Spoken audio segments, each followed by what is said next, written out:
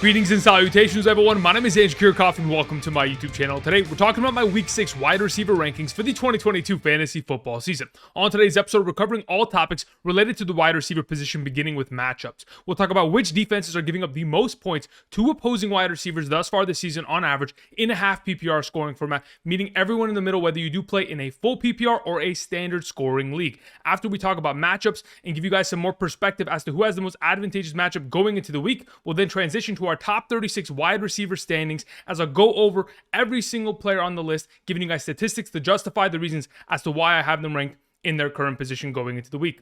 Now, before we get into today's video, I want to thank you guys for supporting the channel, of course, with your viewership and clicking the like button down below. If you guys have not yet already, of course, be sure to subscribe. We're making daily fantasy football content for the entirety of the 2022 season in order to help you win a 2022 fantasy football championship. So, of course, if you like today's content, be sure to subscribe. Thank you very much. We're very close to achieving our goal of 70,000 subscribers. Help us get there. Thank you. Also, if you guys haven't checked out Prize Picks and you want to play more daily fantasy football and have that at your fingertips, you can go ahead, check out the link down in the description and sign up using promo code Andrew. When you do so and make a first-time deposit, you'll be given a first-time deposit match up to $100. So for those of you who are trying to get into more daily fantasy and get more action within the week for the NFL season, of course, Prize Picks is the way to do it. As we progress throughout today's episode, I will be mentioning a couple of the entries that you could make via the Week 6 wide receiver position and their receiving yards, fantasy points, and receptions.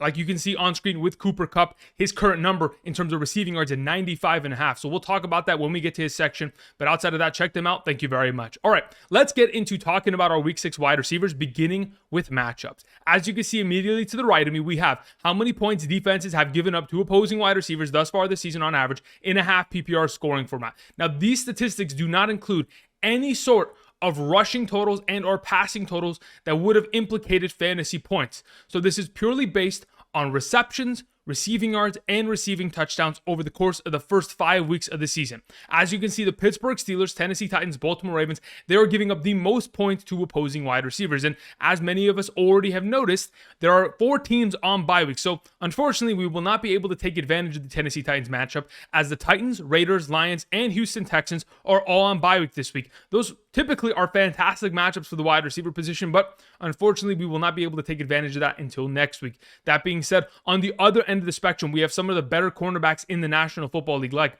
Stefon Gilmore, Gilly Lock for the Indianapolis Colts, of course, Patrick Surtain Jr. of the Denver Broncos. These top-tier cornerbacks are holding it down for their secondaries as they've given up the fewest amount of points to opposing wide receivers thus far this season. Now, of course, there are some statistics here and there that you can go ahead and pluck out. For example, the fact that the Houston Texans have only given up 1 receiving touchdown to opposing wide receivers says a lot, but it also has to do with the fact that typically teams run the ball on the Houston Texans and find their touchdowns on the ground. Now, when we talk about the Cincinnati Bengals and, of course, Denver Broncos not giving up much through the air in terms of touchdowns, that is certainly something that we want to keep our eye on, especially considering we have Chris Olave taking on the Cincinnati Bengals, and of course, we have the Denver Broncos taking on potentially Mike Williams and Keenan Allen if, in fact, he's going to return.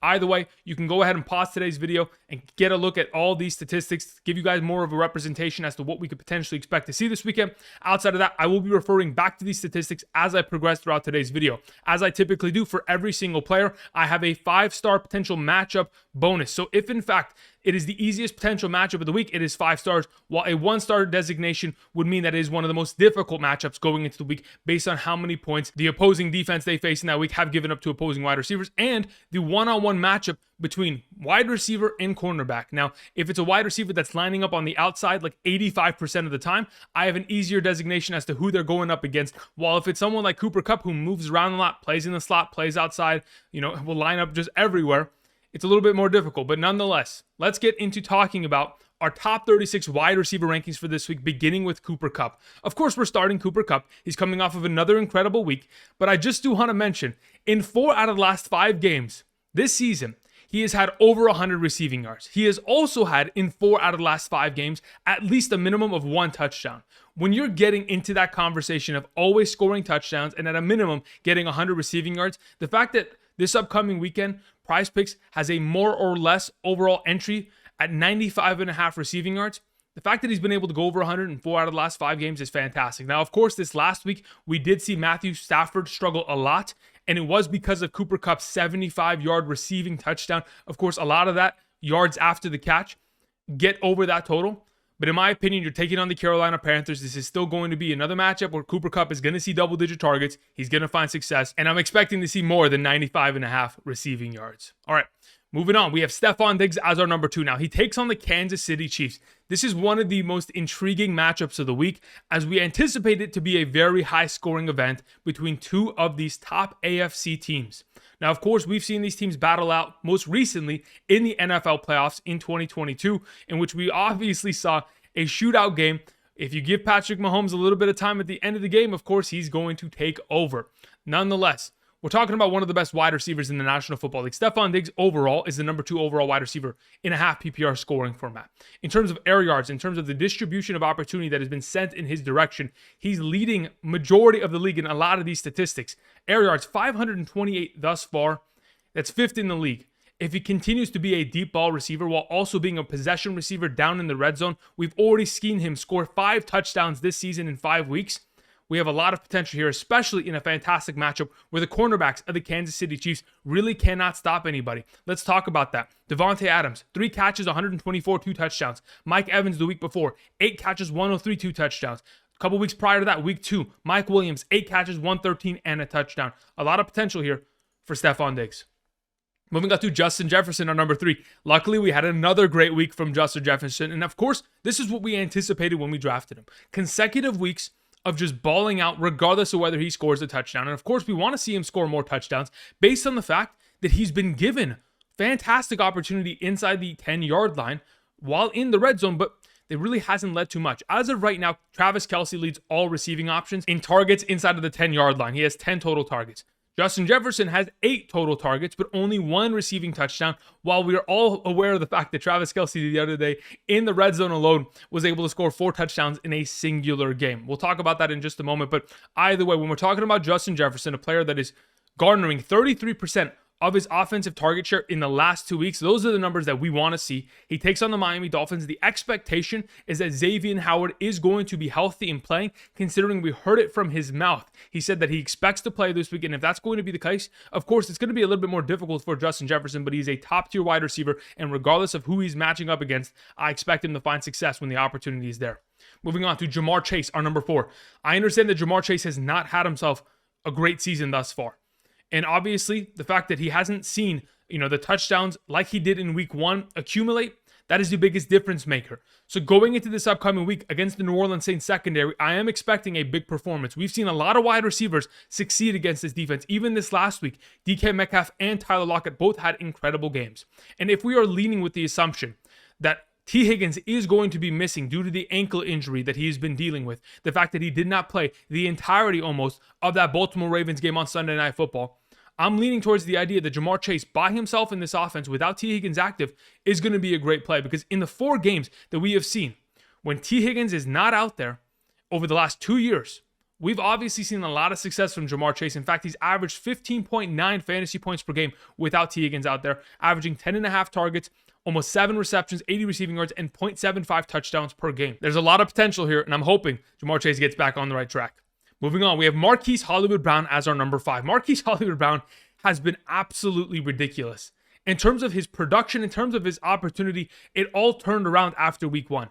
Week 1, Kyler Murray threw him the ball, like 6 times for 4 catches, and then he realized, oh, wait, I have to throw him the ball way more. He's far too talented not to get him more opportunities. And in the last 4 consecutive games, he has had 10 or more targets. In fact, in those games, we've totaled 49 targets in the direction of Marquise Hollywood Brown. There's a reason why he's coming off of weeks in which he's putting up 15 plus points consistently, and even in week 2 should have very easily scored a touchdown against the Las Vegas Raiders defense, and unfortunately wasn't able to because he was tackled down at the 1-yard line. There's a lot of potential for this wide receiver, and currently on PrizePicks going into this upcoming weekend, his more or less potential is 70.5 receiving yards. As an entry this week, the fact that he's been able to surpass that number in the last 3 consecutive games, and in week 2 was able to total 68 receiving yards, I think there's a very good chance that against the Seattle Seahawks secondary, Marquise Hollywood Brown balls out. This is another one of those weeks before the return of DeAndre Hopkins that we expect big points from Marquise Hollywood Brown. Let's move on to Tyreek Hill. Now, of course, after the game on Sunday against the New York Jets, we saw Tyreek Hill in a boot. Now, that is very concerning, especially considering this is one of the fastest wide receivers in the league, and he has to be at a full healthy capacity in order to reach his overall potential in a given week. But from what we've heard from Tyreek Hill himself is that He expects to play, and he expects to be ready. A couple of the stats that I wanted to mention with him is, of course, as of right now, at the wide receiver position, he has the 4th most receptions amongst all players in the National Football League. When he is in that conversation of being a possession receiver, similar to, last year where he had a career high of 111 catches in that given year, they want to get him the ball in open space, and when in fact they do, he's going to take over with his legs. They take on the Minnesota Vikings secondary, and in my opinion, this is a neutral matchup. They have given up their fair share of points to opposing wide receivers, and I'm very certain of the fact that Tyreek Hill, when given the opportunity, even with Teddy Bridgewater starting, because the assumption is that Tua will have to go ahead and wait another week before he is allowed to play, we're going to be in a great position to see Tyreek Hill succeed, because we know it only takes one catch over the top of a secondary, and he can make his entire week with 15 fantasy points. Moving on, let's talk about Mike Evans, our number 7. Mike Evans has been one of the most consistent wide receivers in fantasy football, and even though this last week he only got 10.1 fantasy points, I just want to put it in perspective. For those of you who did watch the game, I went and watched that game back, and I found that Leonard Fournette's 2 touchdowns were purely donated to him by Chris Godwin and Mike Evans. Mike Evans had a reception down the sideline. He reaches out for the pylon down at the 1. Next thing you know, they're passing it to Leonard Fournette for a 1-yard receiving touchdown. There was so much potential there for a 6-point influx of fantasy points. And we know that Mike Evans down in the red zone is a monster. He's continued to score a boatload of touchdowns when Tom Brady is active and on the field. Going into this upcoming weekend's matchup, of course, the expectation via PrizePicks is 70.5 receiving yards. Are we picking more or are we picking less in a 5-star matchup against the Pittsburgh Steelers secondary, who's given up 40.22 fantasy points per week to opposing wide receivers? Just this last weekend, we saw not only Gabriel Davis go for 2 touchdowns and a boatload of yards, we saw Stefon Diggs surpass 100 yards and a touchdown, and even Khalil Shakir, the rookie wide receiver, 75 yards and a receiving touchdown. I'm expecting Tom Brady, Mike Evans to ball out, and the fact that he's been able to surpass this receiving yard total in every single game this season, except for the ejection game against the New Orleans Saints, gives me confidence with picking more via PrizePicks with this given entry. Moving on, we have Tyler Lockett, our thumbnail for today's video, at number 8. I've given it some time, and finally, I feel confident enough saying that this offense is legit. I mean, we've seen 3 consecutive weeks that Tyler Lockett is balling out. Even 4 consecutive weeks where he has just taken over and just had himself fantastic fantasy production. In the first 5 weeks of the season, he is currently the number 8 overall wide receiver in fantasy. He has the privilege of taking on the Arizona Cardinals defense. And in the last 2 years, when he's taken on the Arizona Cardinals defense, he has averaged 25.18 fantasy points per game in a half PPR scoring format. In terms of averages, 9.75 targets against them, 8.25 receptions, 120 receiving yards per game, and 1.5 receiving touchdowns per game against that defense. Of course, we've seen some legendary performances that make Tyler Lockett's season against the Arizona Cardinals over the last 2 years. Why not another great performance here with Geno Smith and him locking in 9 targets per game, which is pretty much what he was averaging against the Arizona Cardinals over the course of the last 2 years.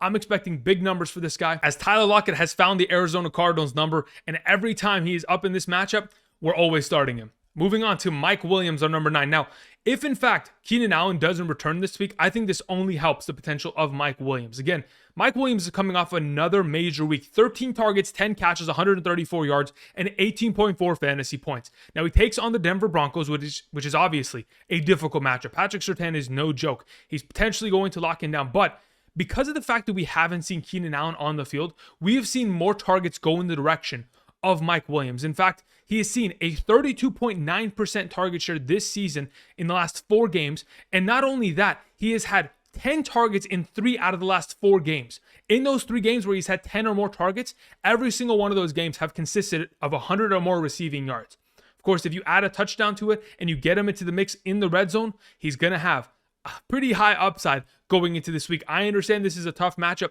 but if there's no Keenan Allen out there, I'm 100% starting Mike Williams. Moving on to A.J. Brown, taking on the Dallas Cowboys secondary. Now, of course, the Dallas Cowboys secondary over the course of the last couple years has been pretty, beneficial for wide receivers in terms of fantasy production, mainly because we have seen in 2021, both Anthony Brown and Trayvon Diggs gave up a bunch of yards to opposing wide receivers. And thus far this season already, they've also given up a bunch of receptions. Anthony Brown has given up the 2nd most receptions amongst all cornerbacks in the league, 28 thus far this season. Trayvon Diggs has given up the 9th most receptions as a cornerback, 22 thus far. If you go ahead and take into account that, yes, A.J. Brown's coming off of a pretty low-producing week, 7 targets, 3 catches, 32 yards, wasn't really his game, and offensively the team really slowed down. there's a very good chance that he can get back on track, which is the expectation. In 3 out of the last 5 games, he has surpassed a total of 71.5 receiving yards. If he can go ahead and get a little bit more than that this upcoming week, which he very easily could have done in week 2 as he had 69 receiving yards, I think this upcoming week's entry of going more on 71.5 receiving yards against the Dallas Cowboys secondary, which this potentially could be a very high scoring event if Dak Prescott is to return. We're in a situation where A.J. Brown could have fantastic performance here for us. Moving on to Deebo Samuel, our number 11. Deebo Samuel has been consistent, and that is what keeps him in the top 12. He has had 5 consecutive weeks of over 10 fantasy points, which is fantastic to see. Since Jimmy Garoppolo has become the starting quarterback of this team, we have seen Deebo Samuel pretty much garner 28% of the target share within this offense. If he's going to continue to see that high level of 1 out of every 4 passes coming out of Jimmy Garoppolo going in his direction, of course he's going to have a very high potential. Now, unfortunately, this last week, he could have had even more upside, but he only got 2 of the 9 total targets sent in his direction. But the target counts have begun to increase. Earlier this season, we saw 7, 8 targets, but now we're getting to the 9. Maybe we can get into the double-digit target range. And when we get there, especially against the Atlanta Falcons secondary, who have given up their fair share of points to opposing wide receivers, this could absolutely be an explosive breakout game for Deebo Samuel in this given week.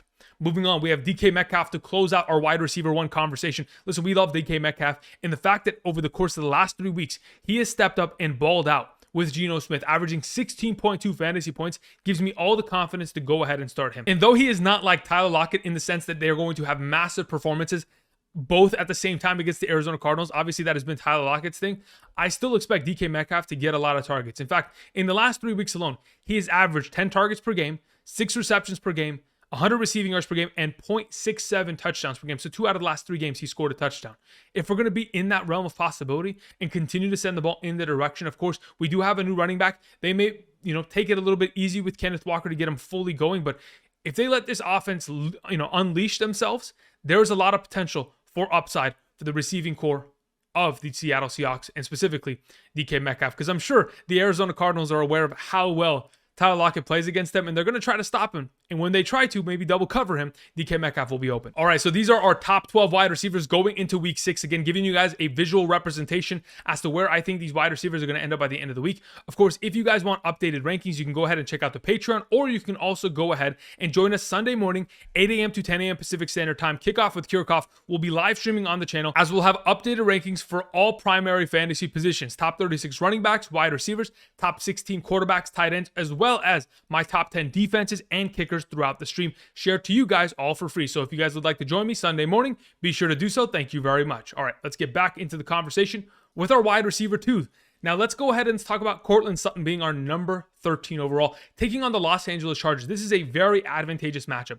And obviously we all witnessed it last Thursday night in regards to Courtland Sutton garnering the final target of the game when Russell Wilson could have very easily just thrown it to KJ Hamler and scored a touchdown. But unfortunately, that did not happen, and we had ourselves an entire meltdown where a couple days people got after Russell Wilson. I think the upcoming schedule for this team is very beneficial for not only Russell Wilson, but also the receiving core. And Courtland Sutton being the number 1 wide receiver on this team, of course, number 3 in the league in terms of total air yards, is leading the team in targets, coming off of another week of double-digit targets going in his direction. Obviously, he has a very high potential upside, and especially without Javonte Williams now in the red zone, a lot of those targets can be going in the direction of Courtland Sutton when they're down there and they don't want to run the ball on the 1-yard line, because again, that's Russell Wilson offenses for you. Nonetheless, I do want to mention over the course of the last 3 weeks, this defense has struggled in terms of stopping wide receivers. Of course, last week, Amari Cooper, 7 catches, 76 yards and a touchdown. Brandon Cooks the week prior, 7 catches, 57 and a touchdown. The Jaguars, 3 primary wide receivers of Kirk, Marvin Jones Jr., and Zay Jones. They combined for 20 catches, 190, and 3 touchdowns. This is very different than lining up against Gilly Lock. The Los Angeles Chargers secondary is definitely going to be in a little bit of trouble with Courtland Sutton this week. Moving on, we have CeeDee Lamb. Now, if in fact Dak Prescott is going to be the starting quarterback this week, CeeDee Lamb is easily a top 12 wide receiver. But if Cooper Rush is going to be there, you can only go as far as Cooper Rush is going to take you. Now, again, that really does have to do with the fact that this team only threw the ball 16 times last week, only had 10 total passing completions. But if they threw the ball 16 times and only had a total of 10 completions, that means half of the targets went in the direction of CeeDee Lamb as he had 8 targets, and half of the total completions went towards CeeDee Lamb as he had 5 catches of those 10 total completions. So he's pretty much lastly garnering 50% of this team's passing game work. Now that's fantastic, but I'm sure that the Philadelphia Eagles noticed that, and they're going to try to put Darius Slayton on him, and they're going to try to shut him down. So unless the quarterback play is going to extremely elevate and get CeeDee Lamb positionally in a perfect spot to go ahead and succeed, it's going to be hard to automatically trust him as a top 12 player. But of course, we all know we're starting him this upcoming week via Prize Picks. The number in terms of receiving yards is 70.5. He's been able to already surpass that in 3 out of the last 4 weeks. Unfortunately, was not able to surpass it this last week. I think this is another entry that you could go ahead, potentially make in regards to CeeDee Lamb going more in terms of that receiving yard number. All right, moving on. Let's talk about our number 15. It is Gabriel Davis. Gabriel Davis is coming off of a monster week of 30.6 fantasy points. Now, for those of you who went ahead and started him on Sunday, we obviously adjusted the rankings during our Sunday morning live stream. Once we were given the indication that Isaiah McKenzie was out, we moved up Gabriel Davis a little bit, but truly did not expect to have this big of a performance. With only 3 receptions, he had himself 2 receiving touchdowns and 171 receiving yards. I mean, that in itself is unbelievable. But if you're going to go ahead and keep that energy, going into this upcoming weekend's matchup is the perfect position to be in, because the Kansas City Chiefs, they've given up their fair share of points to Gabriel Davis in the past. If you guys remember the playoff divisional round, Gabriel Davis against the Kansas City Chiefs consisted of 10 targets, 8 catches, 201 receiving yards, 4 receiving touchdowns, 48.1 fantasy points. Now, the other day when we were live streaming on Monday night, I was asking myself, who the heck has scored 4 receiving touchdowns outside of Travis Kelce as of late? The name would be Gabriel Davis. He's in a fantastic matchup for all the reasons I mentioned in regards to, of course, Stefon Diggs. This defense has given up a bunch of fantasy points, not only to Davante Adams last week, Mike Williams in week 2, but Mike Evans in week 4. They've given up a boatload of touchdowns, and I think there's a very high ceiling for the wide receivers of the Buffalo Bills. Moving on to Chris Godwin taking on the Pittsburgh Steelers. Again, the best matchup of the week for the wide receiver position. Despite the fact that Chris Godwin only played 52% of the offensive snaps last week for the Tampa Bay Buccaneers, he still managed to get 6 targets, 6 catches, 61 receiving yards. And in fact, was tackled at the 1-yard line. Otherwise would have had himself a receiving touchdown and 15.3 fantasy points. But unfortunately, that did not happen. He was tackled at the 1. And next thing you know, here comes Leonard Fournette plugging it in for a touchdown. So Leonard Fournette managers, you're welcome, because Chris Godwin pretty much earned that for you. Nonetheless, thus far this season, in the 3 games that we have seen Chris Godwin play, he has garnered a 23.17% target share, which isn't as high as you would expect it to be or would want it to be. But as he continues to stay healthy in this offense and they continue to play him more and more as the weeks progress, we're going to see a lot more utilization and a lot more fantasy production. I think this is one of those weeks where we could see an absolute blowout, where yes, we may see a little bit less production from Chris Godwin, but if they're going to blow them out and they're going to get up to that 35-point margin, there's a potential of 5 touchdowns that the Tampa Bay Buccaneers can score, and I'm assuming one can very easily go in the direction of Chris Godwin. Moving on to our number 17, we have Amari Cooper taking on the New England Patriots. He has a very storied history against the New England Patriots, a couple of dud games, but this is for a different team. And in this offense, when he has been given ample opportunity, Amari Cooper shows up and balls out. Again, thus far this season, in the 3 games that he has been given 10 or more targets, he's averaged 19.1 fantasy points per game in a half PPR scoring format. Throughout those games, averaging 7.7 receptions per game, 93 receiving yards per game, and 1 touchdown per game. All you got to do is get this man an opportunity, and he is going to play very well. And of course, be an automatic start for us in fantasy football. In the last 2 weeks, we saw Josh Reynolds get 6 catches, 92 yards against his defense. We also saw Lazard 6 catches, 116 yards, while in that same game, Romeo Doubs had himself a receiving touchdown, could have had 2. Nonetheless, Amari Cooper in a fantastic position to succeed as the number 1 of the Cleveland Browns.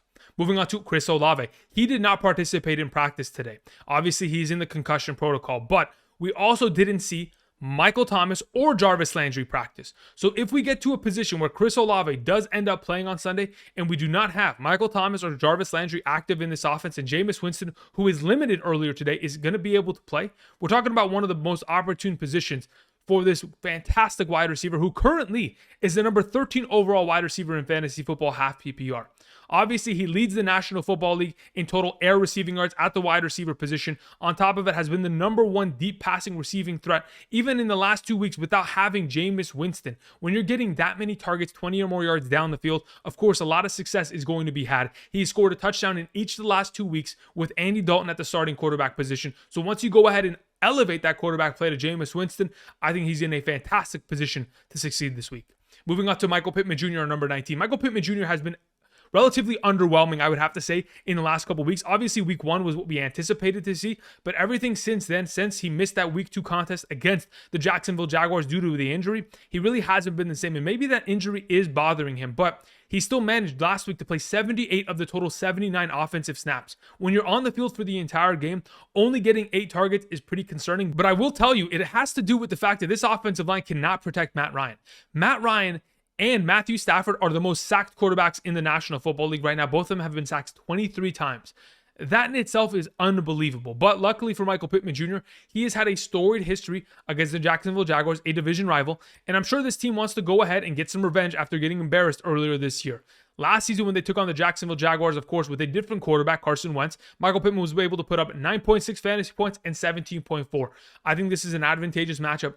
If in fact, because we didn't see Jonathan Taylor practice today, if he doesn't end up going, Michael Pittman may be more of an option along with Alec Pierce. Moving on, we have DeVonta Smith as our number 20. DeVonta Smith, over the last 4 weeks, has just been a completely different wide receiver than what we saw in week 1. Week 1, he just didn't show up. In the last 4 weeks now, weeks 2 to 5, he's been averaging 13.83 fantasy points per game, and since then has been the number 13 overall wide receiver in fantasy football. If we continue to see the ball go in his direction and him have these high reception total games, of course, the sky's the limit, especially when you are pulling so much coverage on the opposite side of the field to A.J. Brown. So as of right now, going up against Anthony Brown, the number 2 cornerback of this team, who has given up the second most receptions to opposing wide receivers this season. And we've seen, of course, DeVonta Smith have a game of 10 receptions, 8 receptions, and 7 receptions in 3 separate games this year. There's a lot of potential for him to be a top 20 wide receiver. Moving on to Christian Kirk, our number 21. Christian Kirk is kind of confusing me as of late. In the last 2 weeks, yes, he has been extremely underwhelming, but we can go ahead and we can blame week 4 on the fact that Zay Jones was not active. And because Zay Jones wasn't active, they moved Christian Kirk onto the outside. And they went ahead and didn't play him in the slot position. A lot of the overall targets that would have went in his direction and the touchdowns that would have went in his direction went to Jamal Agnew. Now, going into week 5, we obviously saw him go back into the slot position. But in week 5 against the Houston Texans, Desmond King locked him up. He only had 3 targets and 1 catch for 11 receiving yards. We saw Christian Kirk and James Robinson both be nullified, which have been the main offensive pieces of this team for the course of, the first 5 weeks of the season. But unfortunately, both disappeared. Luckily, he has a very familiar matchup against the division rival, which just a couple weeks ago in week 2, he had an incredible game of 22.8 fantasy points, 6 targets, 6 catches, 78 yards, and 2 receiving touchdowns. The hope is that he will have a bounce back week here as he's playing 95% of the offensive snaps. He's in a perfect position to succeed. He's just got to get himself a little bit more targets within this offense. Moving on to Terry McLaurin, our number 22. He plays on Thursday night against the Chicago Bears. As of right now, with Jahan Dotson out and Diami Brown questionable to play on Thursday because of a short week, I'm anticipating a big game from Terry McLaurin. Of course, we just saw Justin Jefferson come off of a week of 12 total receptions and 154 receiving yards. When we're talking about a wide receiver like Terry McLaurin that's in an offense that's throwing the ball nearly 40 times per game, he's gone ahead and commanded 476 total air yards. That's 14th most in the entire National Football League when you count all wide receivers, tight ends, or running backs. I think this is a position in which we can go ahead and put this secondary to the test once again. They failed against Justin Jefferson, and I think they could very easily once again fail against another stud wide receiver like Terry McLaurin. That's the hope for Thursday night. Moving on to Jaylen Waddle. My biggest concern with Jaylen Waddle is that if in fact we do not see a Tua play, we may not see the best Jaylen Waddle that we could possibly see.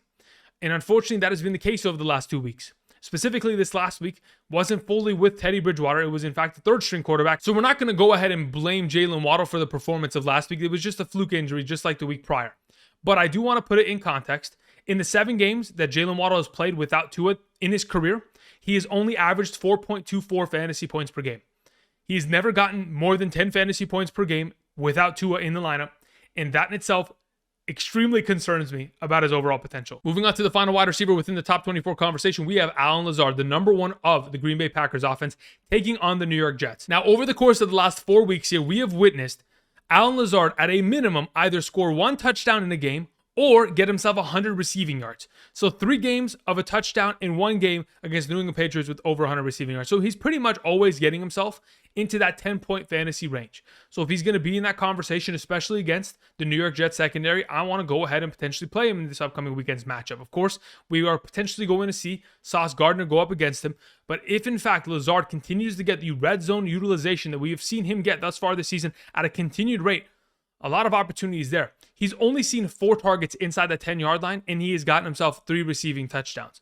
If we continue to be in that range, the yardage is going to total up, and once we go ahead and get that in the right direction, the touchdown's always going to accompany him. All right, these are our wide receiver 2s for week 6 of the 2022 fantasy football season. Again, if you want to go ahead and see our updated rankings, that'll be available for you Sunday morning here on the channel. We'll be live streaming. So again, be sure to subscribe. Be sure to click that bell notification button. And if you like today's video thus far, of course, be sure to click the like button down below. Certainly helps a lot. Takes 2 seconds out of your day, but it helps the channel grow on a continuous rate. So I greatly appreciate you boosting the algorithm in that regard. Thank you very much. All right, let's get into the wide receiver 3 conversation. Let's finish off today's video relatively quickly here, beginning with Drake London. If Kyle Pitts is going to return, this is going to open up more opportunity for the coverage of the San Francisco 49ers to have to spread a little bit thinner.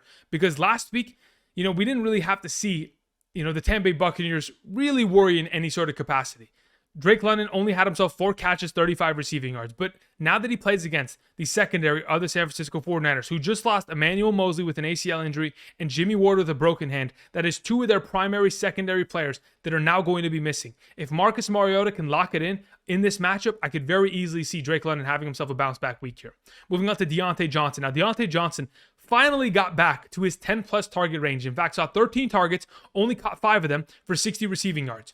He plays against the Tampa Bay Buccaneers. Again, this is a defense that is very good at stopping the run. So if that's going to be the case, of course, we anticipate to see Kenny Pickett throwing the ball for majority of this game. There's a reason why Diontae Johnson gets targets. It's because he gets open. The more opportunities he continues to get in his direction, the more potential fantasy points. I think he's back into this wide receiver 3 conversation in this upcoming weekend's matchup via Prize Picks. The number for his overall potential in an entry is 12 fantasy points in a full PPR scoring format. So all we'll really have to see Diontae Johnson do is get himself 6 catches and 60 receiving yards. He's been able to get over that number a good amount of times already this season. Obviously, the last 2 weeks wasn't able to do so, but he had himself 11 fantasy points last week. So if in fact he's able to catch a couple more targets this upcoming week, he could be in a fantastic position to be a perfect entry via Prize Picks. Check that out. Use promo code Andrew. Thank you very much. Moving on, we have a number 27. It is Jakobi Meyers taking on the Cleveland Browns secondary. The Cleveland Browns have struggled mightily in terms of stopping opposing wide receivers. Of course, this last week we saw Mike Williams dominate, but this is a little bit of a different wide receiver. We're going to predominantly see Jakobi Meyers in the slot position. Now, in the last 3 games that we've seen Jakobi Meyers healthy and playing, he has been the number 1 receiving option of this offense. Of course, you go back to week 1, 4 catches, 55 yards on 6 targets, not a big deal. Week 2, 13 targets, 9 catches, 95 receiving yards. And most recently, this last week with Bailey Zappi at the quarterback position, 8 targets, 7 catches, 111 yards, and a receiving touchdown, 20.6 fantasy points. If you even go back to last season's regular season games, Jakobi Meyers has seen 8 or more targets in 6 out of the last 7 games. If that level of opportunity continues to be as such, Mac Jones is the active starting quarterback, and this is a team that is obviously going to get a little bit more of a boost in the passing game. I'm expecting Jakobi Meyers to be an easy wide receiver 3 option this week in a half PPR, and even better in a full PPR scoring format. Moving on to Curtis Samuel, our number 28. Listen, Curtis Samuel is a fantastic wide receiver. He's getting ample opportunity. It's just a matter of those ever-elusive touchdowns. Because this last week, 6 catches for 62 receiving yards is a perfect week. Unfortunately, in a half PPR, it's only 9.2 fantasy points. But as a wide receiver 3 or flex option, we'll take that. Now, going into this upcoming weekend via Prize Picks, the number is 4.5 receptions total. Now, I'm thinking that we're going to go more than that this upcoming week, as he has surpassed that number in 4 out of the last 5 weeks. He's also gotten himself 56.2 receiving yards per game thus far this season on average. So if we're going to see ourselves 5 catches, 56.2 receiving yards, over 10 fantasy points as a wide receiver 3, we'll take that against Chicago on Thursday night. Moving on to Isaiah McKenzie. Isaiah McKenzie is probably going to be filling in for Khalil Shakir, who we saw put up 15 fantasy points. 75 receiving yards and a receiving touchdown this past weekend against the Pittsburgh Steelers. Isaiah McKenzie is the primary slot wide receiver of this team.